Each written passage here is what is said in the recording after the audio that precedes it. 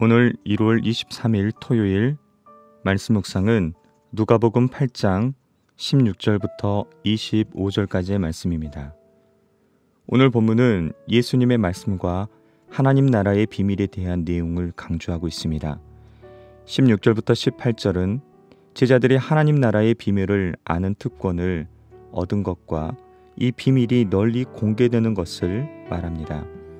19절부터 21절은 하나님의 말씀을 듣고 행하는 것이 예수님의 가족을 규정하는 기준임을 알립니다. 마지막으로 22절부터 25절은 예수님의 정체를 더 깊이 알아가는 것이 시련과 위험에 처한 제자들에게 필수적인 것임을 말해줍니다.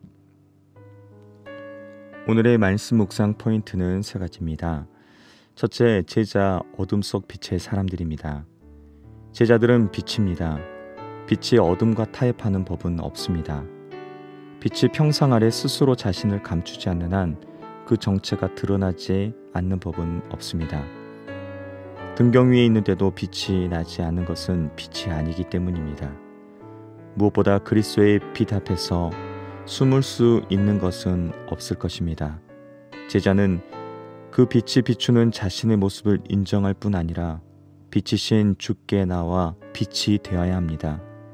세상의 숱한 이야기들 가운데 어떤 이야기를 선택하려는 것입니까? 어떻게 들을까 스스로 삼가하라는 말씀을 새겨 들어야 합니다. 두 번째, 가족, 말씀 청종의 사람들입니다. 예수님의 어머니와 동생들이 찾아왔습니다. 그러나 예수님의 대답은 냉정합니다. 하나님의 말씀을 듣고 행하는 이 사람들이 나의 어머니와 동생들이라고 가족을 새롭게 정의하십니다. 육신의 가족을 외면하는 것도 거부한 것도 아닙니다. 다만 제자는 그 관계에 연연하지 않습니다. 동시에 하나님의 말씀을 따라 살지 않으면서 잘 모이기만 해도 예수님의 가족이 되는 것도 아닙니다.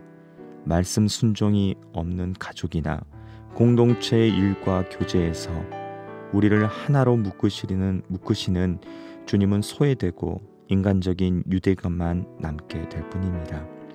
세 번째입니다. 제자 환난 속에서 주님 믿는 사람들입니다. 예수님은 바람과 물결을 잠잠케 하심으로 말씀의 능력을 보이시고 제자들에게는 믿음을 요구하십니다. 특히 주님은 가버나움 귀신을 꾸짖고 명하듯 바람과 물결을 꾸짖고 명하여 잔잔케 하심으로써 다시 한번 자신이 자연만이 아니라 어둠의 권세를 이기고 하나님 나라를 가져오시는 분임을 보여주셨습니다.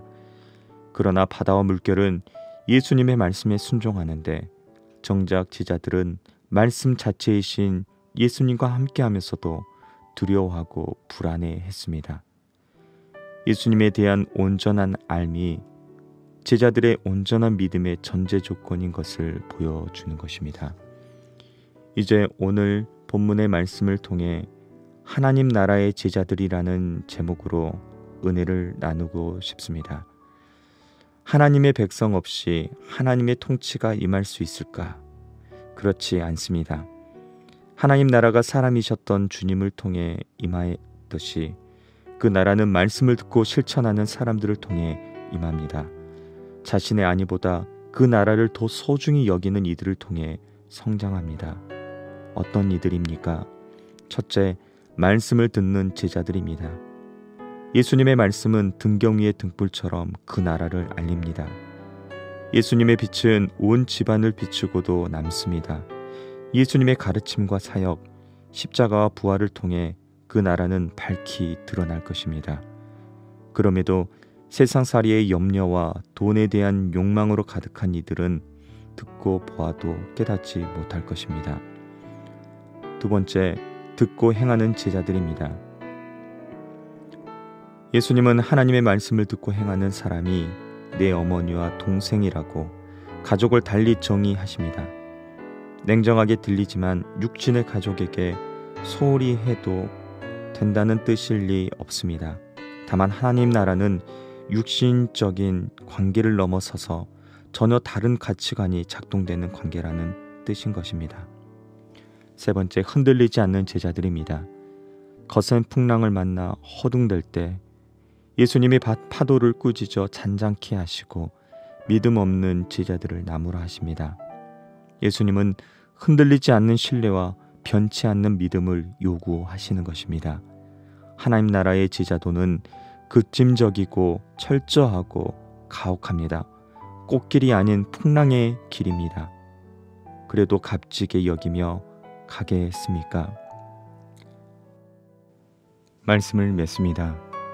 제자는 예수님을 따르는 자입니다. 예수님처럼 사는 자입니다. 예수님은 세상과 영접하지 않고 등경 위의 불처럼 세상을 비추셨습니다. 고난 속에서도 그 나라를 증거하셨고 참 사랑과 믿음의 나라를 세우셨습니다. 신뢰 속에 인생을 걸으셨던 그 본을 따라 잘 듣고 순종하여 하늘 가족이 되는 저와 우리 모두가 되기를 축복합니다.